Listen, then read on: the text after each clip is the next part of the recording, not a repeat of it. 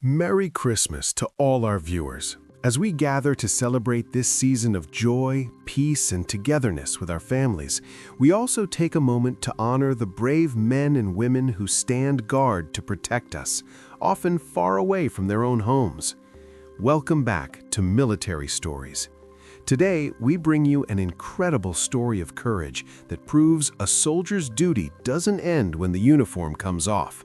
But before we dive into this amazing tale, make sure to hit that subscribe button and ring the bell so you never miss a story of valor.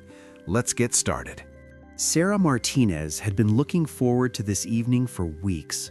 After 18 months of deployment overseas, the 32-year-old Navy SEAL finally had a chance to enjoy a quiet dinner at her favorite Italian restaurant in downtown San Diego. She had traded her military uniform for a simple black dress and comfortable flats. Wanting nothing more than to blend in with the civilian crowd and savor some normalcy, the restaurant buzzed with the typical Friday night energy. Families occupied the larger tables, while couples shared intimate conversations over candlelit meals. Sarah chose a corner booth, appreciating the strategic view it offered of the entire dining room. Old habits died hard, even during peacetime. She had just ordered her favorite dish, chicken parmesan, when she noticed three men at the bar becoming increasingly loud and aggressive. They appeared to be in their late 20s, dressed in expensive suits that suggested successful careers, but their behavior told a different story. Empty beer bottoms cluttered their section of the bar, and their voices carried across the restaurant with disturbing comments about other patrons. Sarah tried to focus on her meal when it arrived, but her training made it impossible to ignore potential threats. The men had been making crude remarks about several female diners, their voices growing bolder with each drink. The restaurant staff seemed hesitant to intervene, perhaps intimidated by the men's aggressive posture and expensive appearance. 20 minutes into her meal, Sarah watched as the three men approached a young couple at a nearby table.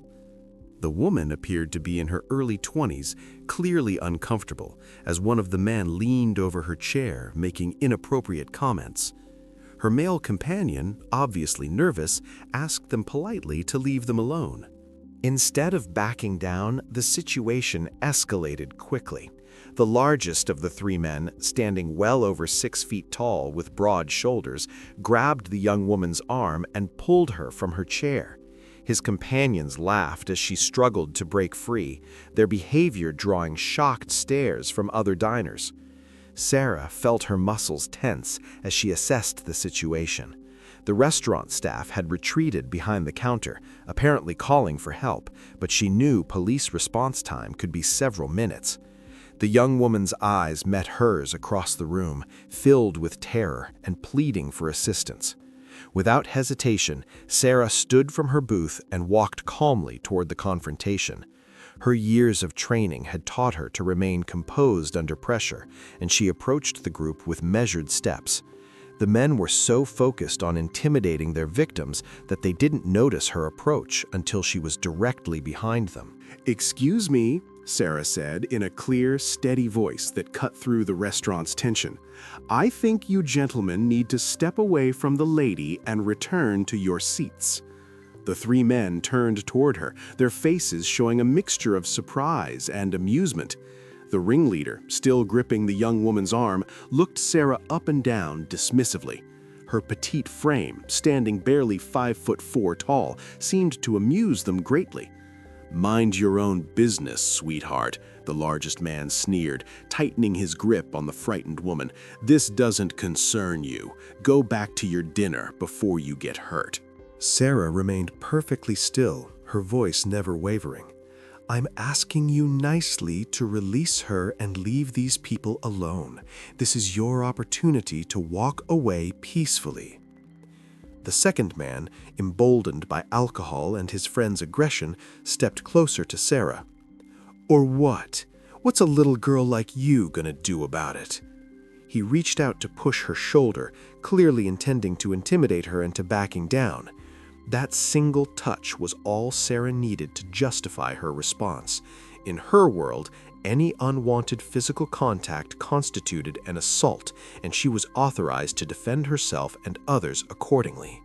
The men had no idea they had just made the biggest mistake of their lives. The moment the second attacker's hand made contact with Sarah's shoulder, 15 years of intensive military training kicked into overdrive. Her body moved with the fluid precision of someone who had spent countless hours perfecting hand-to-hand combat techniques in some of the world's most dangerous environments. In one lightning-fast motion, Sarah grabbed the man's wrist, twisted it sharply to the right, and used his own momentum against him. The man found himself face down on the restaurant floor before he could comprehend what had happened. The sound of his body hitting the ground echoed through the suddenly silent dining room. The ringleader, shocked by the speed of Sarah's response, released his grip on the young woman and lunged towards Sarah with both fists raised. He had at least 60 pounds and 8 inches of height advantage, but Sarah had trained with men twice his size in conditions far more challenging than a restaurant floor. She sidestepped his clumsy attack effortlessly, using a basic evasion technique she had mastered during her first year of SEAL training. As he stumbled past her, she delivered a precise strike to a pressure point on his neck, causing his legs to buckle instantly. He crashed into an empty table, sending dishes and glasses cascading to the floor. The third attacker, realizing his friends were no longer standing, attempted to flee toward the restaurant's front entrance. Sarah had anticipated this reaction and positioned herself to block his escape route. When he tried to push past her, she employed a simple but effective defensive move, redirecting his forward momentum and sending him sprawling across the entryway. The entire confrontation lasted exactly 15 seconds, though to the stunned restaurant patrons it seemed to unfold in slow motion. 3 aggressive men who had been terrorizing other diners now lay groaning on the floor, completely incapacitated by a woman who appeared to be enjoying a quiet dinner alone. Sarah immediately checked on the young couple who had been the initial targets of the harassment. The woman was shaking but uninjured, while her companions stared in amazement at the scene that had just unfolded. Other diners began to emerge from their shocked silence, some reaching for their phones to record the aftermath. "Are you both okay?" Sarah asked the couple, her voice returning to its earlier calm tone, as if nothing extraordinary had occurred. "Do either of you need medical attention?" The young woman shook her head, still processing what she had witnessed. "How did you... who are you?" she stammered, looking between Sarah and the 3 men who were slowly attempting to regain their composure. Before Sarah could respond, the restaurant manager approached cautiously, his face pale with concern. "Miss, thank you for helping, but I need to call the police. This kind of violence in my establishment," he began, clearly worried about potential liability issues. "Please do call them," Sarah replied calmly. "These men assaulted other patrons and attempted to assault me. I defended myself and others using only the necessary force to stop the threat." Her measured response reflected years of training in rules of engagement and the legal justifications for defensive actions. The largest attacker, nursing what appeared to be a bruised ego more than any serious injury, struggled to his feet and pointed accusingly at Sarah. "She attacked us. We were just talking to people and she went crazy on us." His voice cracked slightly, the earlier bravado completely gone. Several other diners immediately contradicted his version of events, having witnessed the entire confrontation from beginning to end. An elderly gentleman at a nearby table stood up and addressed the manager directly. "Young man, I saw everything," he declared in a firm voice. "These 3 thugs were harassing that young lady and her boyfriend. When this brave woman asked them to stop, they tried to intimidate and assault her. She only defended herself after they put their hands on her." A middle-aged woman dining with her family nodded in agreement. "My daughter was afraid to go to the bathroom because of how these men were behaving. This lady saved the evening for everyone here." Other patrons murmured their support, creating a clear picture of what had actually occurred. The 3 attackers exchanged worried glances, realizing their attempt to reframe the situation had failed completely. Multiple witnesses had observed their aggressive behavior throughout the evening, and several people had already begun recording videos with their smartphones. Within minutes, the restaurant filled with the sound of approaching sirens. 3 police officers entered through the main entrance, immediately assessing the scene before them.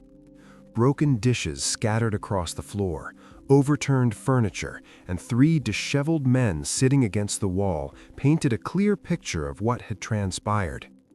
Officer Maria Rodriguez, a 15-year veteran of the San Diego Police Department, took charge of the situation. She had responded to countless bar fights and domestic disturbances, but something about this scene struck her as different. The woman standing calmly near the corner booth didn't fit the typical profile of someone involved in a restaurant brawl. "Can someone explain what happened here?" Officer Rodriguez asked, pulling out her notepad and surveying the crowd of witnesses. Before anyone could respond, the largest attacker jumped to his feet and began pointing dramatically at Sarah. "Officer, that woman is dangerous. She attacked us without provocation. We were just having a friendly conversation with some people and she went berserk on us." His 2 companions nodded eagerly, seeing an opportunity to avoid responsibility for their actions. "She knows some kind of martial arts or something," the second man added, nursing his sore wrist. "She could have killed us. We want to press charges for assault." Officer Rodriguez looked skeptically at the 3 men, then at Sarah, who remained perfectly composed throughout their accusations. The size difference alone made their story questionable, but she had learned not to make assumptions based on appearances. "Ma'am, what's your version of the events?" she asked Sarah directly. Sarah stepped forward and spoke in the same measured tone she had maintained throughout the evening. "These 3 men were harassing other patrons, specifically the young couple over there." She gestured toward the victims. "When they physically grabbed the woman and refused to release her after being asked to leave them alone, I intervened verbally." She continued her account with precise detail. "One of the men then made physical contact with me without permission, which I interpreted as the beginning of an assault. I used only the minimum force necessary to neutralize the threat to myself and the other patrons." The restaurant manager stepped forward with his own testimony. "Officer, I watched the whole thing. These 3 men had been drinking heavily and making inappropriate comments to female customers all evening. My staff was preparing to ask them to leave when this situation escalated." Officer Rodriguez began interviewing the witnesses systematically. Every single person who had observed the confrontation corroborated Sarah's account. The elderly gentleman provided the most detailed description, having watched the men's behavior escalate throughout the evening. "Those men were predators," he stated firmly. "They were targeting women dining alone or with companions they could intimidate. This young lady showed remarkable restraint in how she handled the situation."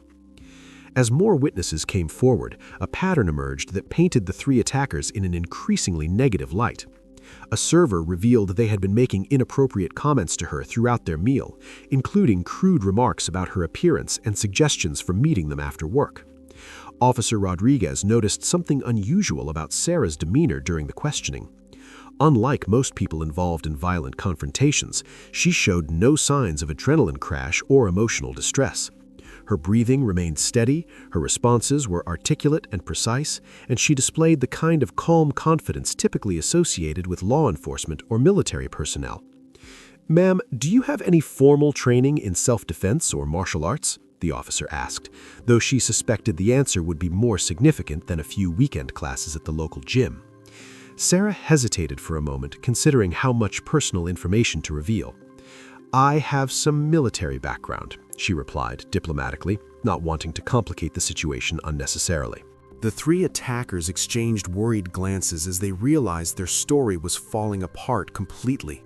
Multiple witnesses, security camera footage from the restaurant's surveillance system, and physical evidence all contradicted their version of events. Officer Rodriguez's partner had been reviewing the restaurant's security footage with the manager, and he approached the group with important information. "Maria, you need to see this video. It shows everything that happened, and it clearly supports the lady's account." The footage revealed the men's aggressive behavior throughout the evening, their harassment of multiple patrons, and the moment when they initiated physical contact with Sarah. The video quality was excellent, capturing every detail of the 15-second confrontation in high definition. As Officer Rodriguez reviewed the evidence, she realized she was dealing with a textbook case of self-defense. The three men had created a hostile environment, targeted innocent victims, and initiated physical contact with someone who had simply tried to de-escalate the situation peacefully. Officer Rodriguez studied the security footage carefully, replaying the crucial 15-second sequence several times. The video clearly showed the three men approaching other diners aggressively, the young woman being grabbed against her will, and Sarah's calm approach to defuse the situation. Most importantly, it captured the moment when the second attacker made physical contact with Sarah, justifying everything that followed. "Gentlemen," Officer Rodriguez addressed the three men sternly, "based on witness testimony, security footage, and physical evidence, you're being arrested for assault, battery, and disturbing the peace."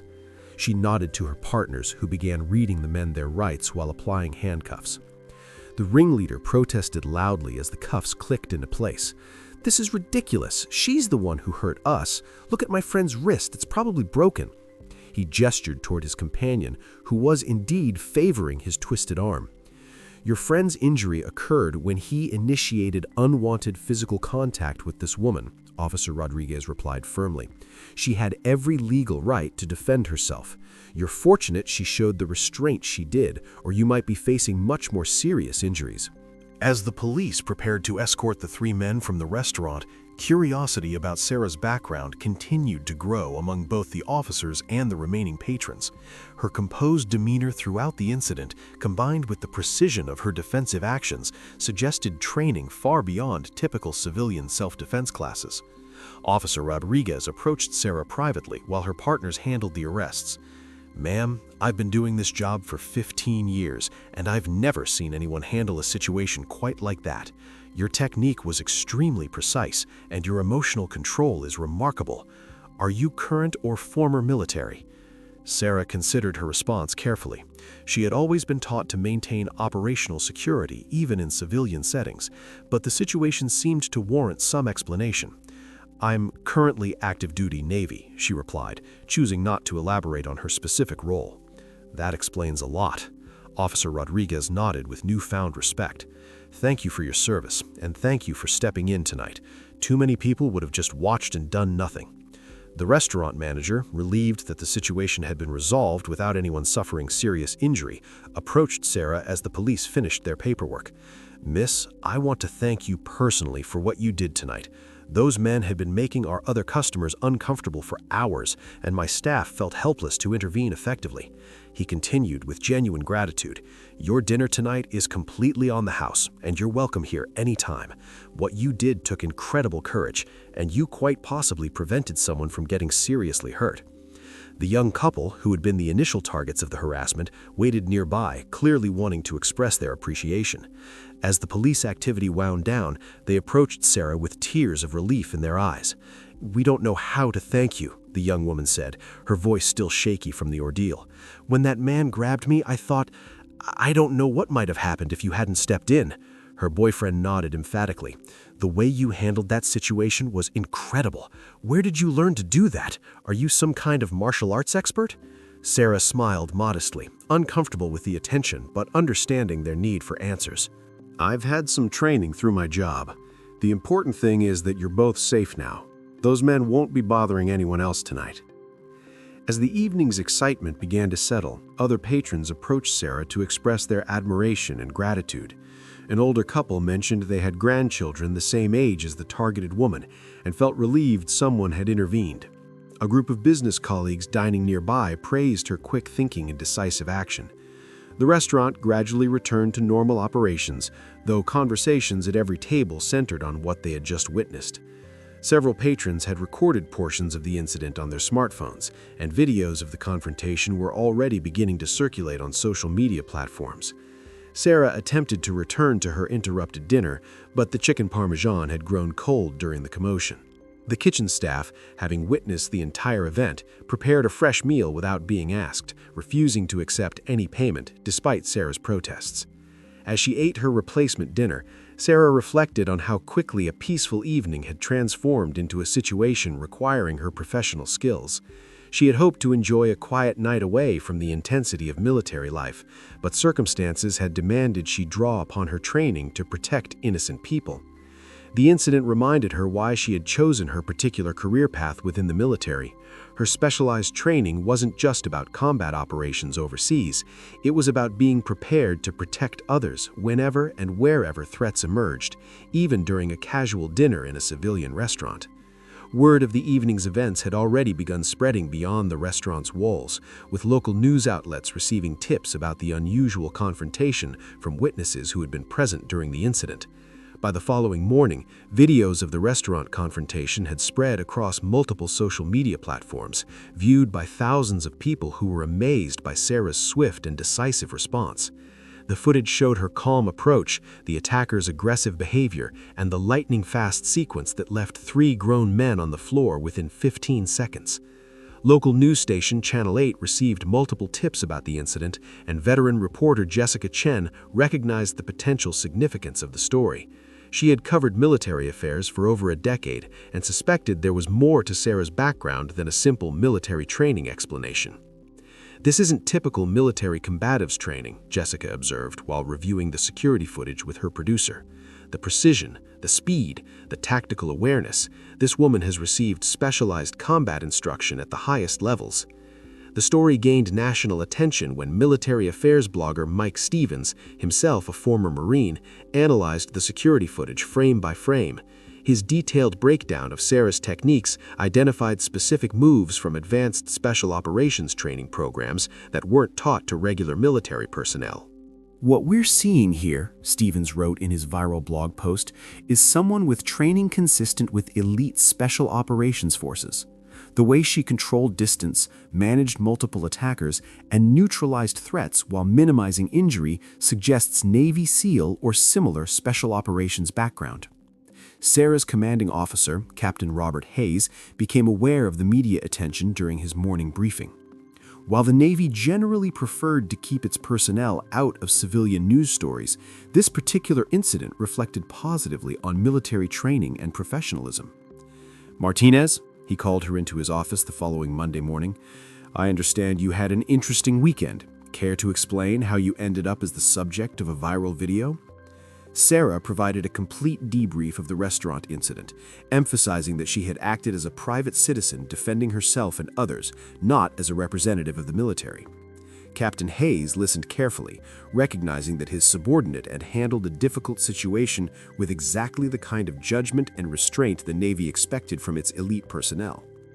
"You did everything by the book," he concluded after hearing her full account. "No excessive force, clear justification for action, protection of innocent civilians. The media attention isn't necessarily unwelcome either. It shows the public that our training produces personnel who can be trusted to act responsibly in any situation." The 3 attackers, meanwhile, found themselves facing more serious consequences than they had anticipated. David Morrison, the ringleader, worked as a marketing executive for a major corporation that prided itself on diversity and inclusion. When the company's human resources department learned about his arrest for assaulting women in a restaurant, he was immediately suspended pending a full investigation. His 2 companions faced similar professional repercussions. James Wheeler, an account manager at a prestigious law firm, found his employment terminated when partners learned about the incident. The 3rd man, Kevin Torres, worked in financial services and discovered that his employer had a zero-tolerance policy for employees convicted of assault charges. Legal experts following the case noted that the security footage made prosecution extremely straightforward. Defense attorneys for the 3 men privately advised them to consider plea agreements rather than face trial, given the overwhelming evidence of their guilt and the compelling testimony from multiple witnesses. Sarah's true identity became public knowledge when investigative reporter Jennifer Walsh obtained personnel records through Freedom of Information Act requests. The revelation that the restaurant offender was actually Petty Officer First Class Sarah Martinez, a decorated Navy SEAL with 2 combat deployments, transformed the story from a viral video into a national news phenomenon. The discovery generated intense media interest in Sarah's military career and background. Public records revealed her participation in classified operations in Afghanistan and Iraq, though specific details remained redacted for national security reasons. Her service record showed multiple commendations for valor and leadership in combat situations. Military recruiting stations across the country reported increased interest from young women. Inspired by Sarah's example, the Navy's Public Affairs Office began receiving requests for interviews and appearances, recognizing the positive impact her story was having on military recruitment and public perception. Sarah herself remained uncomfortable with the attention, preferring to focus on her military duties rather than celebrity status. She declined most interview requests, issuing a brief statement through Navy Public Affairs, emphasizing that she had simply done what any trained person should do when witnessing an assault in progress. "I acted to protect innocent people who were being victimized," her statement read. "This is what we are trained to do, whether in military operations overseas or as citizens at home. I hope this incident encourages others to stand up for those who need help within their own capabilities and training." The restaurant where the incident occurred experienced an unexpected surge in business, with visitors hoping to see the location where the now famous confrontation had taken place. The manager installed a commemorative plaque near Sarah's original table, thanking her for her service and her actions that evening. The incident had transformed from a simple case of self-defense into a cultural phenomenon that sparked discussions about military training, civilian responsibility, and the appropriate response to public harassment and assault. 6 months after the restaurant incident, the ripple effects continued to influence lives across the country. Sarah Martinez had been promoted to Chief Petty Officer, partly in recognition of how professionally she had handled both the confrontation and the subsequent media attention. Her commanding officers praised her for representing the Navy's values and training standards in the most positive possible light. The legal proceedings against the 3 attackers concluded with all 3 men pleading guilty to assault and battery charges. David Morrison received 6 months in jail and 2 years of probation, along with mandatory anger management counseling. James Wheeler and Kevin Torres received similar sentences, plus community service requirements that included speaking to young men about respect for women and appropriate behavior in public spaces. The incident had profound personal consequences for the attackers beyond their legal penalties. Morrison lost his marketing executive position and struggled to find comparable employment as potential employers discovered his criminal record during background checks. Wheeler's law firm career ended permanently, effectively destroying years of educational investment and professional development. Kevin Torres faced the additional consequence of losing his financial services license, making it impossible to continue in his chosen career field. All 3 men were required to pay restitution to the restaurant for damages and lost business during the incident, as well as covering medical expenses for their own injuries. The young couple who had been the initial targets of the harassment, Jennifer and Mark Thompson, maintained contact with Sarah throughout the legal proceedings. They testified at the sentencing hearing about the lasting impact of the attack on their sense of security and their gratitude for Sarah's intervention. Jennifer Thompson had initially struggled with anxiety and fear about dining out alone, but she gradually recovered with the support of counseling and the knowledge that justice had been served. She and Mark became advocates for bystander intervention training, speaking at university campuses about the importance of standing up for others when witnessing harassment or assault. The Italian restaurant where the incident occurred became a model for other businesses, developing protocols for identifying and addressing threatening behavior before it escalated to violence. Sarah's story inspired the creation of several scholarship programs for young women interested in military service, particularly in special operations fields previously dominated by men. The Navy used her example in recruiting materials, highlighting the diverse skills and backgrounds of modern military personnel. A documentary filmmaker approached Sarah about creating a full-length film about women in special operations, using her story as the central narrative. While she initially declined, she eventually agreed to participate on the condition that any proceeds would support veteran assistance programs and organizations combating sexual harassment. The viral video of the confrontation became a case study in military training programs worldwide, demonstrating the importance of de-escalation techniques, appropriate use of force, and maintaining professionalism under pressure. Military academies incorporated the incident into their curricula as an example of how to apply combat training in civilian contexts responsibly. Sarah continued her military career, deploying twice more to overseas assignments where her experience and leadership proved invaluable to her teams. She never sought recognition for the restaurant incident, viewing it as simply doing what any trained person should do when confronted with injustice. Years later, when asked about that evening, Sarah reflected on how a simple dinner out had become a defining moment in multiple lives. The three men who attacked her learned harsh lessons about consequences and respect for others. The young couple she protected gained a renewed faith in the willingness of strangers to help those in need. The broader impact extended far beyond those directly involved. Thousands of people who viewed the security footage or read about the incident were inspired to take self-defense classes, volunteer for community safety programs, or simply be more aware of their surroundings and willing to help others when needed. The incident demonstrated that specialized military training, when combined with proper judgment and restraint, could make a significant positive difference in civilian life. Sarah's actions that evening embodied the military values of service before self, excellence in all endeavors, and integrity in every situation. The restaurant still displays the commemorative plaque honoring Sarah's actions, and the staff often tells the story to curious customers. The booth where she sat that evening has become something of a local landmark, reminding visitors that heroes can emerge in the most unexpected circumstances, and that sometimes the most ordinary evenings can become extraordinary through the actions of individuals willing to stand up for what's right. The incident ultimately proved that training, preparation, and moral courage could combine to create positive outcomes even in dangerous situations, inspiring others to develop their own capabilities and willingness to protect those who cannot protect themselves.